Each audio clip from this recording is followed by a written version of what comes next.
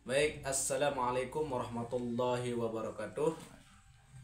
Alhamdulillah, alhamdulillahirabbil alamin, amma ba'du. Yang kami hormati dosen pengampu atau dosen matkul teori komunikasi Bapak dosen Ahmad Ropiki Rahman MIKOM, yang menyuruh kita untuk menyelesaikan tugas dari beliau dengan judul sebelumnya kami akan memperkenalkan diri dulu ya. Saya Khairil Anam dari kelompok 4 dan teman saya saudari Nur Laitul Zahra dan Ahmad Zuliandani Saputra dari kelompok 4 akan mempresentasikan hasil diskusi kami tentang atau judul yang sudah diberikan oleh Bapak, yaitu dengan judul Uses and Gratification.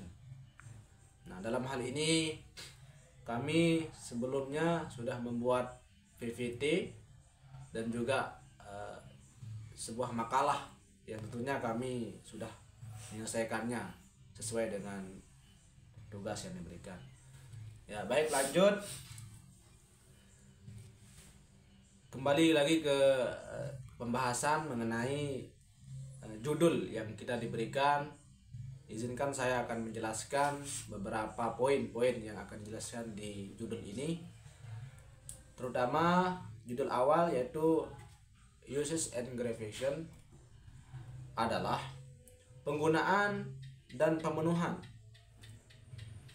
pendekatan dalam studi komunikasi yang berfokus pada bagaimana individu secara aktif memilih dan menggunakan media untuk memenuhi kebutuhan dan keinginan mereka. Teori ini menekankan bahwa audiens memiliki peran aktif dalam memilih dan menggunakan media, bukan hanya sebagai penerima pasif dan pesan. Nah, jadi bisa saya tangkap di sini mengenai penjelasan tadi dari materi yang sudah saya baca tentang tujuan dan kebermanfaatan dari uses and gratification ini adalah sederhananya begini. Menurut saya atau pandangan saya tentang ini, yaitu uses and gratification ini digunakan atau bertujuan seperti contoh sekarang. Seperti kita lagi stres atau banyak pikiran, banyak pekerjaan, gelisah, atau banyak kebutuhan atau masalah kita belum terselesaikan, sehingga kita stres, tidak bisa menikmati hidup dengan tenang.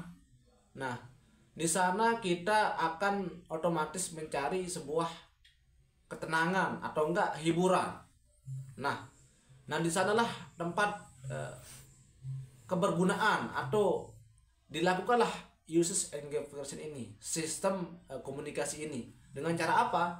Dengan cara kita mencari platform medianya, jenis dalam media sosial. Misalkan sekarang kita mau cari hiburan di media sosial, seperti contoh misalkan kita suka hiburan komedi atau enggak hiburan seperti nyanyian atau enggak konser gitu kan. Seperti contoh saya akan mengambil sekarang komedian. Nah, sekarang misalkan contoh kita akan ingin menonton acara Lapor Pak di Trans 7 misalkan. Nah, di sana pasti kita akan mencari akunnya, medianya, channelnya untuk kita tonton acara Lapor Pak itu kalau udah kita tonton, otomatis kita mendapat hiburan dari acara tersebut. Nah, kita mendapatkan keuntungan di sana. Kenapa bisa dikatakan keuntungan? Kita bisa plong, kita bisa terhibur, ketawa oleh lelucon atau lucu yang dilakukan oleh para pemain yang di sana, yang menjadi pembawa acaranya gitu, yang jadi tampil di sana pemerannya gitu. Nah, itulah salah satu contoh penggunaan atau kebermanfaatan dari judul kami ini, yaitu uses and gratification. Nah, Selain itu, kami lanjut sedikit di sini mengenai materi kita. Dalam uses and gratification ini juga banyak sekali jenis-jenis media yang digunakan ya. Di sini saya akan membacakan salah satu di antaranya yaitu media cetak, media elektronik, media internet, dan media sosial. Jadi berbicara tentang media itu sangat luas sekali ya. Tentang pendapatan kita, ada pendapatan apa namanya, tentang kebutuhan kita gitu, apa yang kita mau cari informasi, apa yang kita mau cari sebuah hal yang ingin kita ketahui, misalkan yang lagi hangat bisa kita cari di media sosial dengan kemajuan zaman, kemajuan digital pada zaman ini. Nah, mungkin hanya itu dari kami kelompok 4, penjelasan kami. Kurang dan lebihnya kami mohon maaf. Sekian, wassalamualaikum warahmatullahi wabarakatuh.